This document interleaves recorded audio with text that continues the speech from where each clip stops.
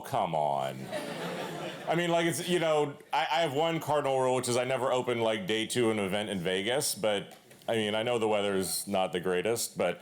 So my name is Steve Gates. This is my ongoing quest to completely kill boring, like, conference headshots that are always that, like, look off into the distance and do all stuff like that. So I am here from New York City. I'm extremely excited that I can describe my shoes as aluminium and no one will look at me strangely. A little bit about me, just if you have no idea who I am and why the hell should you listen to me. So most people talk about how they're like born to be creatives. They're born to be a designer.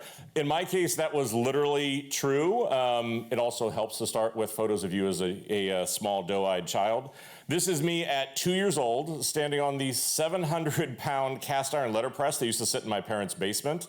My dad and I used to write my own like children's stories, and we would go down there and I would actually letter set all of them and then we would print them.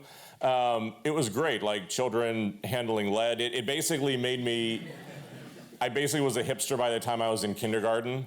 I didn't know Brooklyn existed at that time, but like, because when I got to kindergarten, like I had been self-publishing for years and was extremely confused about why other kids bought their books.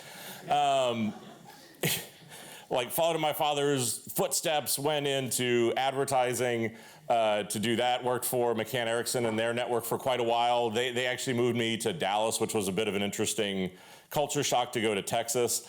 Got to work on a lot of amazing clients, but I think one absolutely changed the course of my life, and it was this one. It was with American Airlines. And like working on travel, working on airlines is great, but the interesting thing for me was that American wasn't my client on any day. American was my client on this day.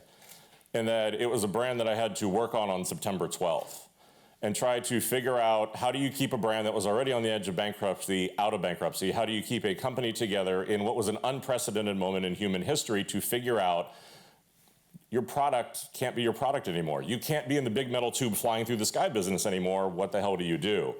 And I think it really, for me, gave me an appreciation that building a brand, building a product was a much more interesting challenge for me than building an ad for a brand. And so I confused all of my friends, and 15 years ago, decided I was gonna go and do the next natural thing. And so I went to go work for Starwood Hotels. And everybody thought I was completely insane. And it was an interesting thing, is a few years later, we started to launch some really genuine innovation. And I think as you look in the hospitality space, the ability to do mobile check-in, to be able to use your phone and ultimately your Apple Watch to actually be able to get into your hotel room. But for me, and the reason why it kind of leads into this talk, was that I spent 9 years there, which is like dog years for creatives I know. But it was really proving that the leadership, the day I showed up, was the same leadership the day I left. The day I showed up, they were making posters for the HR team in the elevators. By the day I left, our work had been in 7 Apple keynotes, 4 TV commercials. We had launched things with Google. You name it, right? Same people. So I don't ever buy into the fact that if you want better work, you need different people. I think it's bullshit.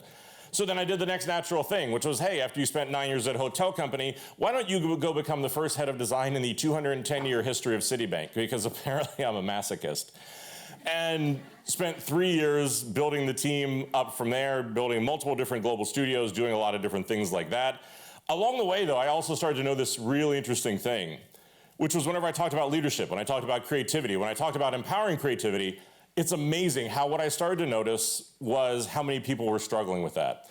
And so 2 years ago, I basically invested $200 and started talking to myself because I thought, you know what, the world needs another podcast. But what it was is I launched this, which has really been a passion project of mine. And I think it talks about, what I try to do is to talk about all the things that we don't talk about. What is the role of happiness in creativity? How do we look at imposter syndrome? What is the role that gender bias plays in our industry? A lot of these things that can be very uncomfortable, but I think since no one else does talk about them, it's incredibly important for me. And it comes out of the fact, and it is known by that because I actually have the words, if you saw it on my headshot, "Here's are the crazy ones," tattooed on my right arm. It does a fantastic job of setting the tone in any meeting you walk into, so I highly encourage it if you're interested. But 6 months ago, I decided I was going to leave Citibank and do the next natural thing. My career has never taken you should do this next. Joined Envision. So joined a software company. Why the hell did I join a software company? Because what we're known for is, first of all, if you do any digital prototyping, you know our cloud tool. This is what most people know us for.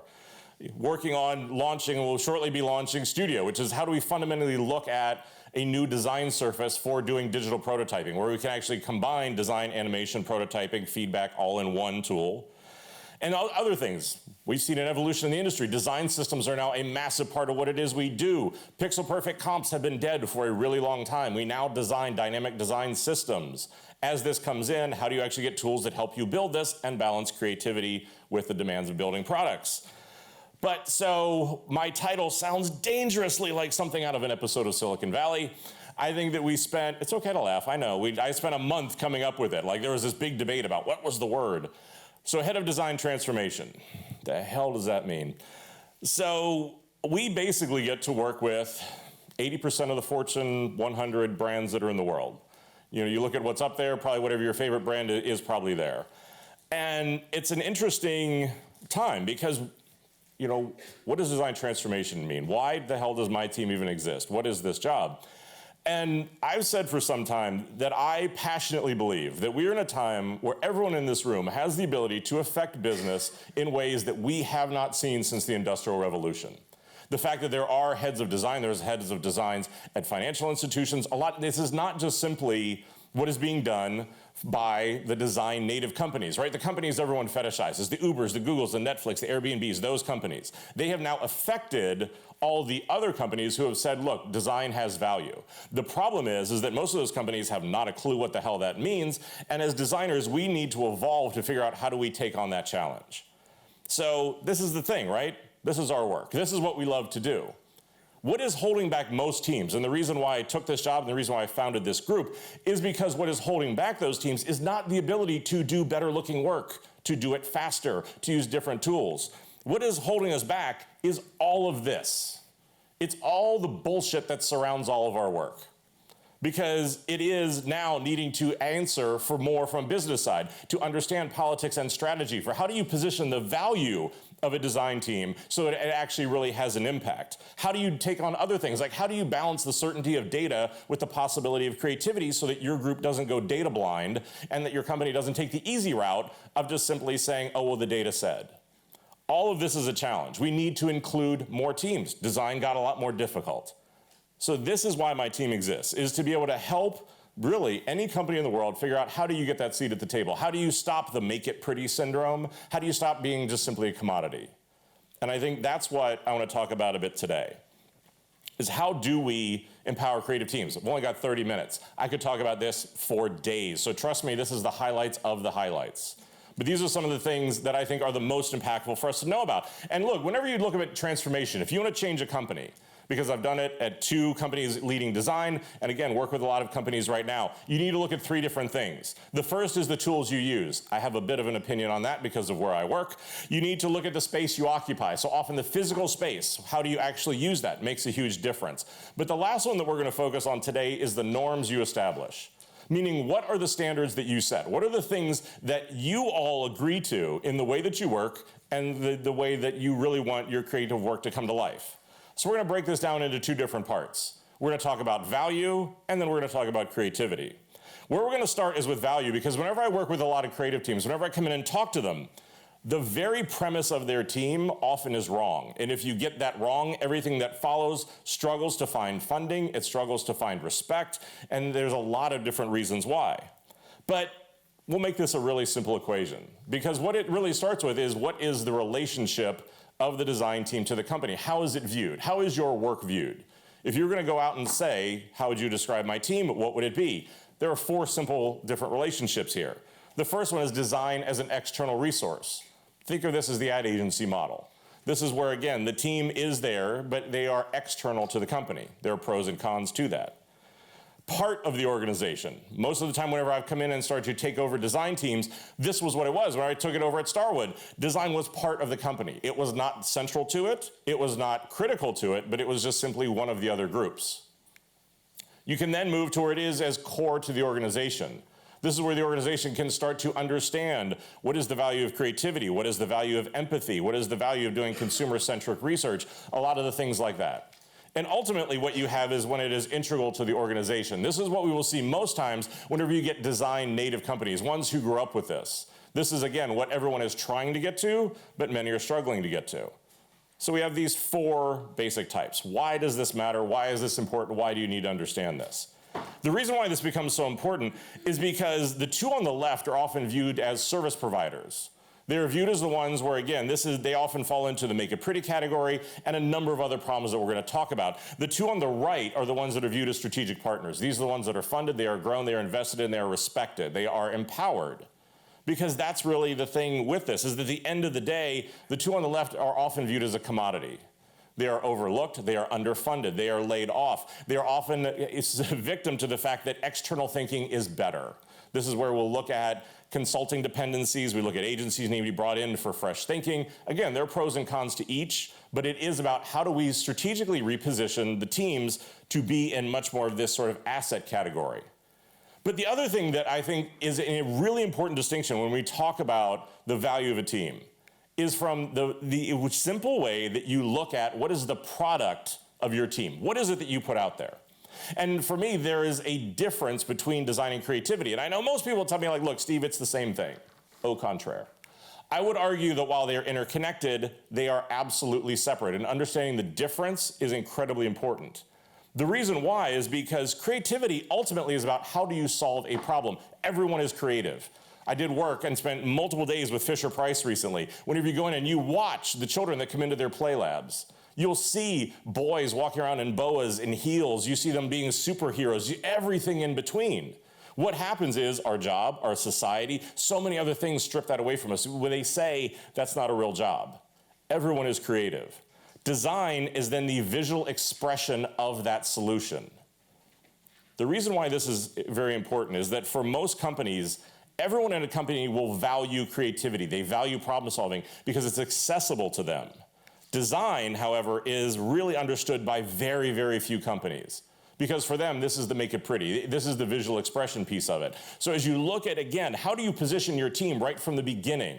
The first thing I would always start to work on whenever I came in to build an empowered team was to realign the value proposition of my team so that it was much more about creativity, because again, that was something that everybody can plug into. I would also argue this is why you see the resurgence in design thinking, which is 60 years old, and I love how everybody thinks it's new. That this is why you see design sprints. A lot of these things are coming back because it focuses on creativity, not just simply on design. So the one simple takeaway that I would tell you out of this is, at the end of the day, what you need to focus on more than anything, if you want to build the value of your team, is that the real value of your team, it is not pixels, it is not words, it is not buttons. The real value of your team is your ability to build trust and confidence with the people that you work with. If you do not have trust between product and tech, you fail. If you do not have product and people coming to you and seeing you as equals, it fails. If you don't have trust from your executives, because I always want people to describe me as crazy but not stupid. There is a real difference. Some days. But I think that's really the thing, right? Is that at the end of the day, if that is not the product, if you're not thinking about how every conversation is building trust and confidence, if you're not thinking about how these things really feed into the image of your group, that is the foundation of how you start to look at building a much more empowered team. Now let's talk about creativity. And again, like these are these sort of things about, be more creative. What the hell does that mean? And at the end of the day, the thing that I see is that so many teams have the raw talent to be successful, but if they don't have a process and if they don't understand how they work, they cannot capitalize on it. This is one of the things that has come into crystal focus for me, because at Envision, one of the things that most people don't know is that we are nearly an 800-person company that has no office. There is no headquarters. We are a completely distributed company. So the ability to hire on these sort of things, to look at process, to look at investing in trust becomes really important. Most companies should do it, a lot of them don't. But so what are some of the most common breakdowns? Whenever you look at these places, what are the things where most people get hung up? You see them hung up really right from the very beginning. As soon as they start what they're working on, they're screwed. And the reason why is that you need to make sure and look at your process to understand that you start with a problem to be solved, not a solution to be vetted. Too often I see that there are design teams that are building to just what tech is able to deliver. They're coming in and product is defining for them, like they did a sketch or they did something in PowerPoint, or like, God forbid, somebody like gave them a license to Sketch or Photoshop, or they like put together screenshots in PowerPoint. Fun. But I think that that's the thing, right? Is that from the very beginning to make sure and to really think about the fact that you are getting a problem to be solved, because that is the essence of creativity. Again, none of us have signed up for the fact that what we simply want to do is like color in the lines. This is the make it pretty problem. So again, to start to think about these sort of things, that creativity is about teamwork. This is a team sport. And we talk about needing to be more inclusive. The first thing that we need to do is to stop thinking that having problems is a problem. It is not. Creativity is not about right answers. If we're all being really honest, and many times with these talks, I sometimes feel like it's a bit more like therapy than a talk. What it really is when we go through this process, we have a whole bunch of ideas and we settle on one that we hate the least, that we work on until we run out of time, budget, political capital, or clients' patience, that ultimately we will put out there, being ultimately not completely happy with it, put it in our portfolio, tell everybody why it's fantastic, but we're always going to look at it and think it could have been better. That's the way this actually works. But I think that part of that is just simply embracing the fact that creativity is not about right answers. This is not about math. It's not 2 + 2 is 4. 2 + 2 is like burnt sienna. And that's the real thing with this, is that it comes down to something that is so different. And here's the other part, is that if this is about having problems, if this is not about a definite solution, then what I see that kills so many teams is whenever you have a problem, people don't go, this is a natural part of the process. And so instead of investing in coming together to say, hey, this is a natural part of the process, we need to work through it, instead what they invest in is a trail of emails that as they retreat back to their separate little disciplines and their little silos, documenting why they're not to blame. And that is, and you all just thought of somebody that you know does this. I know, like, because you always hear those like that little laugh, everybody just thought of somebody. Because that's the problem, is that too often this is what it is we do. So again, the value of creativity and getting people to understand what this is where we need to be the ones that can help lead this change. Because for most people, what we are all used to doing is jumping off the cliff, building our wings on the way down, and assuming we will not Wile E. Coyote into the bottom whenever we get there. Nobody else thinks that way. So again, it's up to us to be able to, how do we help instill this confidence? Failure is a huge part of this. And for me, the word failure is very interesting, because if you do it right, it's learning. If you position it wrong, it's failure. The two are absolutely the same. But this is the thing, is whenever you think about this, failing does not make you a failure. If you are not going out and getting things wrong, you're not doing it right. This is not about just simply having the right answer. But I think the other part of this is that failing only comes from if you don't learn from it. The thing I'll preach to my team time and time again, the first time it's a mistake, the second time it's a choice. Because that's the thing, is like if we do it and learn from it. I used to have a thing with my team where I would call it the belly flop of the week. And what I would do is I would give a bottle of champagne to the person who would stand up in front of the team and admit they fucked up the biggest. And what they learned from it. Very key difference.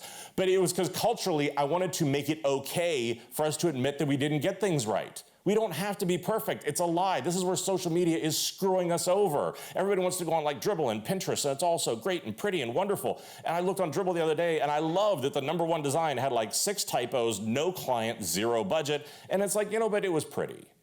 And I think that's the thing, is that also at the end of the day, I guarantee you, as someone who has actually launched innovative things in multiple industries, if you are unwilling to fail, you are never going to do anything original. Because so many companies use the word innovation and use the word like originality, but are then unwilling and unable to change their process to let it happen. That's the thing, is that most companies fear changing their process more than they fear being disrupted and actually pushed out of an industry. So what can you do about this? How can you make your team more creative? I think there's a few simple things. It astounds me in this day and age that this needs to be a conversation. But for most teams, when you go and look at them, that's sort of the holy trinity of the design, tech, and product that ultimately answer out to a client. But if we're being honest, what that relationship really looks like is this. Again, you all just thought of someone. That's a problem, because I've been married to my wife for 15 years. We've been together for 19 years, which I'm very well aware of is like doing a magic trick these days. But the thing that makes that work is that it's not about who's right.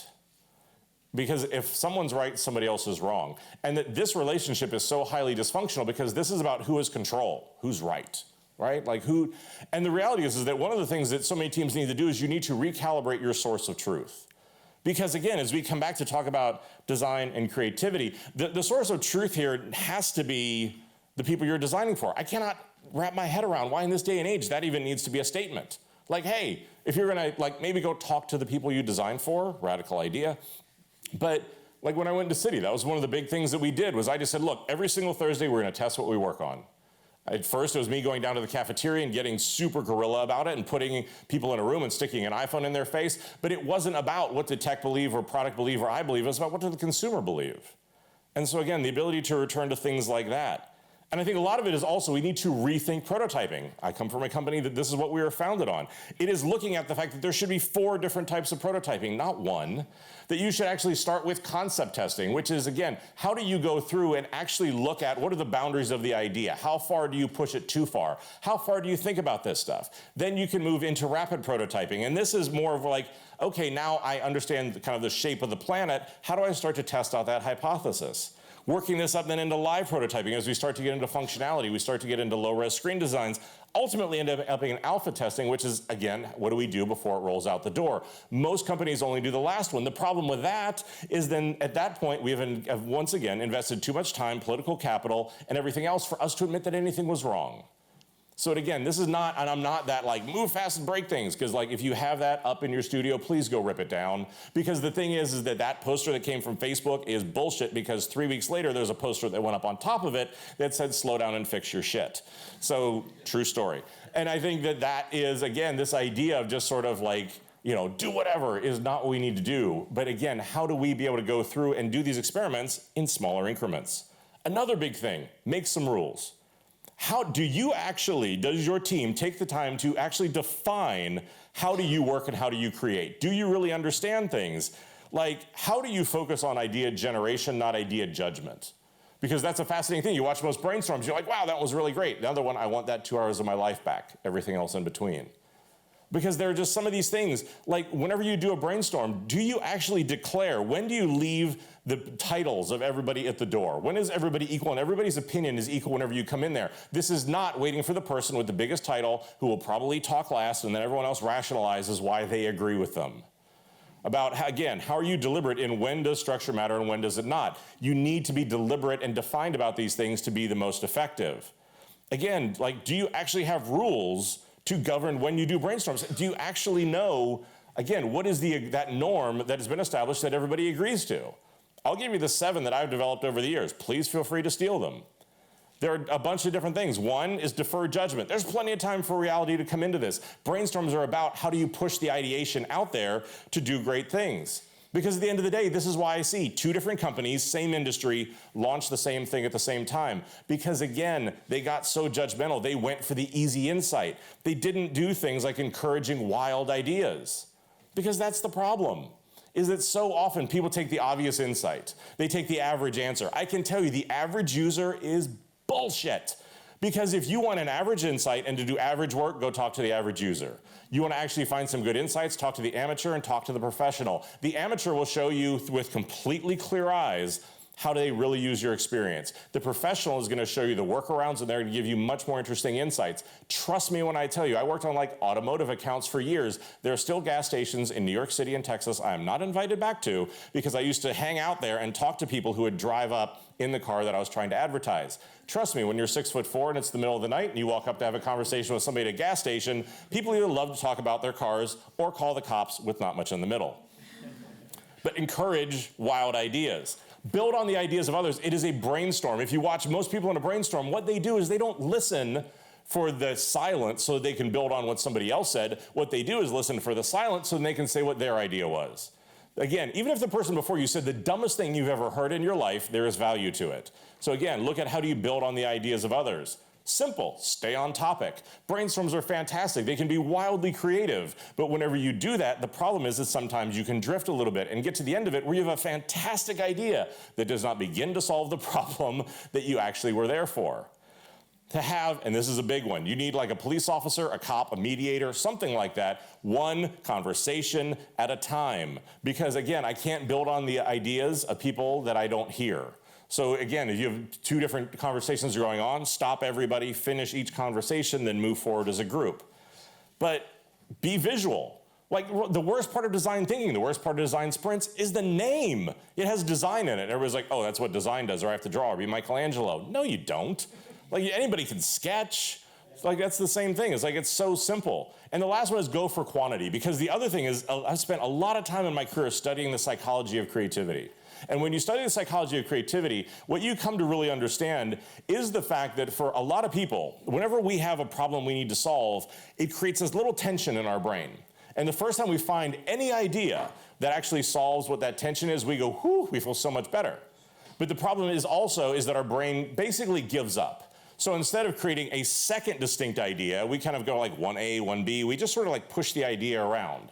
So we want to make sure that we're going after distinctly different lines of thinking. But this is the thing, is like, do you have these sort of rules? Does everybody know what it is? Because the best teams are the ones that are going to have these rules and hold each other accountable to actually following them. Because that's the thing, is that so much of this is not rocket science. But, you know, for this, like, look, I get it. It's not sexy. Nobody went to art school to be like, process. But it is the part that, again, will define what you need to be successful. Because process is important, because I talk to so many teams, I'm like, how many things do you need to be successful? They're like, we probably need 5. I'm like, how many do you get on a regular basis? They're like, 2. It's like, yeah, it's a mystery why you guys aren't doing better work. Stand up for what your process is. Define what these rules are so that people understand what that is. And so just to kind of like start to wrap that up, look, when we talk about leadership, you want to talk about change, you want to talk about transformation, this is not about these like big moments, standing on a stage, doing this sort of thing, like, wow, those sort of like leadership moments where everybody like wants to channel Steve Jobs or whatever it is. That's not the way change happens. Change is truly like falling in love. Again, I can't tell you the moment I fell in love with my wife. I can tell you a lot of little moments that led up to something that was really significant. If you want to create change in your team, you want to be leadership, that's what it's about. It's about investing in those moments every single day, coaching people every single day, doing those things to be able to build them up over time so a lot of little changes start to add up to something much bigger. And again, that's why most leadership fails. That's why 74% of transformation work fails. It's because people are like, oh, big thing, new acronym, this sort of thing. Now we all align to that. No. You need to change thinking, not behavior. Thinking is, again, what we need to start to realign around this stuff. Thinking is what we need to help these people with. Because if all we're doing is just simply changing behavior, this is why you see everybody who comes out and like, you know, rah, rah, and all that great stuff, and 3 months later you go right back to doing the same work. Because we need to be able to do those things.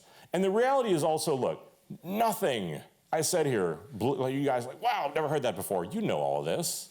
We know this. What we need to do is to start to actually trust ourselves and listen to ourselves. You know the answers. What this is about investing in this stuff, finding the discipline and the belief to put it into action. We need to, again, to stand up for ourselves. We need to understand what it is we need to do. We need to define what we need to be successful. Because that is where so much of this comes from. Then the better work will follow. But it requires this sort of process. Because the one piece of advice that I'll give everybody whenever they ask me, whenever I look at my career, when I look at the stuff that I've done, what's that one thing that you would tell people? And it's this. Because on the one hand, like, I get kind of pissed off when people are like, oh, you're so lucky. Your career, you got so lucky. No, I didn't. Luck didn't have shit to do with my career. It is the fact that, like, at the end of the day, success is a choice. It is about whenever you leave here, you've come in, you've met a lot of people, you've taken a lot of notes. Great. You will have 2 choices whenever you go back. Something brought you here. You are searching for something that you want to make better. Whenever you come back and you are faced with that moment, whenever you can actually make a difference, one of 2 things is going to happen. Either you're going to start to figure out, how do I make changes? How do I get better? Or I'm going to get busy, start making excuses about why it's too hard, why it's too difficult. I see it all the time when people come up to me to talk like this. They get very excited, like, yeah, I'm going to go back and do this thing. I see them the next year, they try and slink out the back because they know that they didn't do it. And that's the thing with so much of this, is that creativity is an incredibly personal thing. There are no answers to this. Trust me, I'm living proof that this is a struggle. This is why I've tattooed my body as a reminder of why this is so important. Like, I spent 38 years of my career giving way too much of a shit about what other people thought. And the moment whenever I started to listen to myself, the moment whenever I started to stand up for what my team and I needed, was the moment that the success did the hockey stick.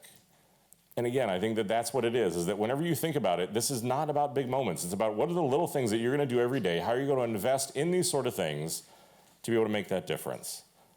So, the podcast is on every major platform. If you want more of this on a moderately regular basis, I've got like 69 episodes right now, so there's a ton out there talking about a bunch of that stuff. Feel free to go check that out. You know, for Envision, we are heavily, heavily invested in the design community.